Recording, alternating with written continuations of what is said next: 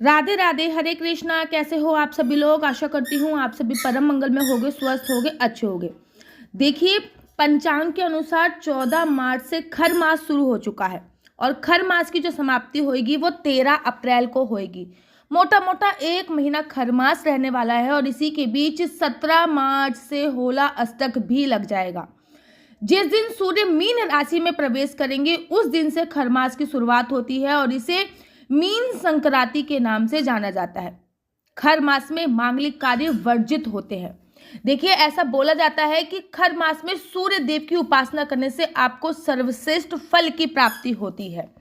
ऐसा बोला जाता है कि खर मास में मांगलिक कार्य जैसे कि शादी हो गई, विवाह हो गया, मुंडन हो गया, जनेऊ संस्कार हो गया, नए घर में प्रवेश हो गया, इसका करना उत्तम नहीं बताया जाता। गुरु का ध्यान करना और सूर्य देव का ध्यान करना सर्वोत्तम बताया जाता है। देखिए, देवगुरु बृहस्पति जो होते हैं वो ज्ञान के देवता माने जाते हैं, लेकिन इस पूरे एक महीने देवगुरु बृहस्पति सूर्य भगवान की पूजा अर्चना अनुष्ठान करते हैं। जब गुरुओं के जो देवता हैं गुरुदेव वो ही अस्त हो चुके हैं, वो सूर्य भगवान की उपासना कर रहे हैं, तो शुभ मांगलिक कार्य कैसे होंगे? अगर आप लोग भी सूर्य देव की उपासना करेंगे तो आपको उत्तम फल की प्राप्ति होती है, किंतु मंगल सहनाई नहीं बसती है, अर्थात कोई भी मांगलिक कार्य नहीं किया जाता है। खग मास को हिंदू धर्म में शुभ नहीं माना जाता। सूर्य जब मीन राशि में गोचर करेंगे तब अगले 30 दिन तक सभी मांगलिक कार्य पर रोक लगा दी जाएगी। हालांकि आप पूजा पाठ कर सकते हैं, मंत्र का जाप कर सकते हैं, खर मास में उसका शुभ परिणाम होता है, लेकिन विष्णु जी की पूजा से पापों का नाश होता है अगर आप खर मास में विष्णु जी की पूजा करते हैं। देखिए, सूर्य जब बृहस्पति जी की राशि धनु या मीन में भ्रमण करते हैं तो खर मास की शुरुआत हो जाती है। ज्योतिष ग्रंथों में इस काल को गुरु आदित्य काल के नाम से भी जाना जाता है। ये स्थिति साल में 2 बार आती है, यानी दिसंबर जनवरी या फिर मार्च अप्रैल में बनती है। दिसंबर जनवरी के दौरान सूर्य जो है वो धनु राशि में आने से धनु मास भी कहा जाता है। वही मार्च या अप्रैल में मीन राशि में आने से इसको मीन मास भी कहा जाता है। इस मास में सूर्य देव की उपासना बहुत जरूरी है। अगर आप इस मास में सूर्य देव की उपासना करते हैं तो आपको सर्वश्रेष्ठ फल की प्राप्ति होती है। खर मास की इस अवधि में जनेऊ संस्कार, मुंडन संस्कार, नए घर में प्रवेश, विवाह आदि कार्य नहीं करते, इसे शुभ नहीं माना जाता। वहीं विवाह आदि शुभ संस्कारों में गुरु और शुक्र की उपस्थिति अनिवार्य बताई गई है। ये सुख और समृद्धि के कारक माने जाते हैं। खर मास में धार्मिक अनुष्ठान किए जाते हैं, किंतु मंगल सहनाई नहीं बसती है। इस मास में सभी राशि वालों को सूर्य देव की उपासना अवश्य करनी चाहिए। देखिए, इसका एक धार्मिक पक्ष यह भी है कि सूर्यदेव जब बृहस्पति के घर में प्रवेश करते हैं तो देव गुरु का ध्यान, संपूर्ण समर्पण उन पे केंद्रित हो जाता है, जिससे मांगलिक कार्यों पर उसका प्रभाव सूक्ष्म ही रह जाता है। इसलिए इस दौरान शुभ कार्य का विशेष फल नहीं मिलता है। अब मैं आपको बताती हूँ कि खर मास में आपको क्या करना चाहिए, क्या नहीं करना चाहिए। खर मास में देवता, वेद, ब्राह्मण, गुरु, गाय, साधु संतों की पूजा और सेवा करना बहुत सर्वोत्तम माना जाता है। खर मास के स्वामी विष्णु जी हैं। इसमें से 1 माह तक रोजाना श्री हरि विष्णु की पूजा करें, विष्णु सहस्त्रनाम का पाठ करें, गीता पाठ करें, आदि से माँ लक्ष्मी प्रसन्न होती है। दिन में 1 समय भोजन करें, तन मन की शुद्धता रहती है। पत्तल पे भोजन करना बहुत शुभ माना जाता है। जमीन पर सोना आदि खर मास की अवधि में करना चाहिए। देखिए, खर मास अशुभ भी होता है, इसलिए इस दौरान कोई भी मांगलिक कार्य करने से बचना चाहिए। अब मैं आपको बताती हूँ कि खर मास में अगर आप सूर्य भगवान के 12 नामों का उच्चारण करते हैं और सूर्य भगवान की विशेष पूजा अर्चना करते हैं तो आपको सुखद परिणाम के फल मिलते हैं। वैसे तो परम तेजस्वी दिव्य सूर्य भगवान का पूजन प्रतिदिन करना चाहिए, लेकिन अगर आप इन नामों का जाप प्रतिदिन नहीं कर पा रहे हैं तो विशेष अवसरों पर इन 12 नामों को अवश्य पढ़ना चाहिए। और खर मास बहुत विशेष अवसर होता है। भगवान सूर्य के ये नाम मनोवांछित फल प्राप्त करने वाले हैं। वैसे तो रविवार के दिन सूर्य की पूजा आराधना को समर्पित होता है, किंतु अगर आप खर मास में हर तरह से इनकी पूजा अर्चना वंदना करेंगे तो आपके लिए सुखद परिणाम भुगतने पड़ेंगे। भगवान सूर्य के 12 नाम मैं आपको बता रही हूँ, आप इन्हें नोट भी कर सकते हैं या फिर आप इनको याद भी कर सकते हैं।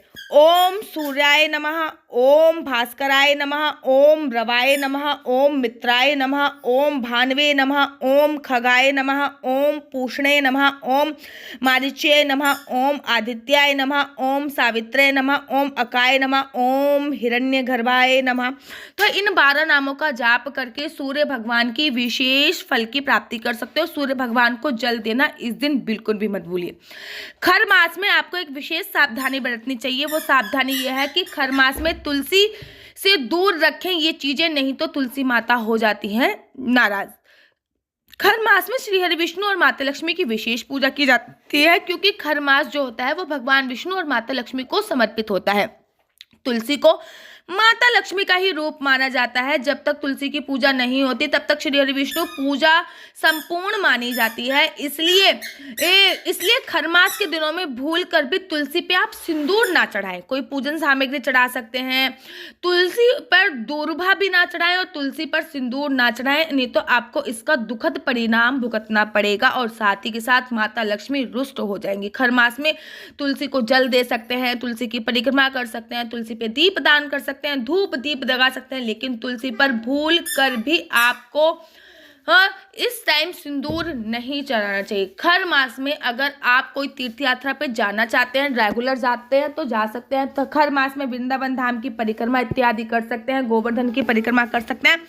खर मास में आप लड्डू गोपाल को नहीं लेके आ सकते। नए लड्डू गोपाल लाने की सोच रहे हैं, कोई नई विशेष पूजा अर्चना वंदना कराने की सोच रहे हैं तो भी नहीं कर सकते। इस बात का आपको विशेष ध्यान देना होता है कि खर मास जो होता है वो सारे मासों में से सबसे अशुभ परिणाम देने वाला होता है। खर मास जो है वो भगवान विष्णु और माता लक्ष्मी की पूजा के लिए समर्पित होता है। जब सूर्य और गुरु बृहस्पति बहुत ज़्यादा दिखते भी नहीं है, सूर्य और बृहस्पति बहुत ज़्यादा नीच ग्रह में रहते हैं, तो वो सुखद परिणाम नहीं देते हैं। सूर्य की उपासना, गुरु बृहस्पति की उपासना आपको सुखद परिणाम देगी। सूर्य भगवान को गुड़ डाल के जल अवश्य चढ़ाएं। लाल चीज़ों का दान कीजिए खर मास में, जैसे कि गुड़ का दान हो गया, गाय को गुड़ दीजिए। लाल चीज़ें, मसूर की दाल का दान कर सकते हैं, लाल फल का दान कर सकते हैं, जैसे कि अनार हो गया।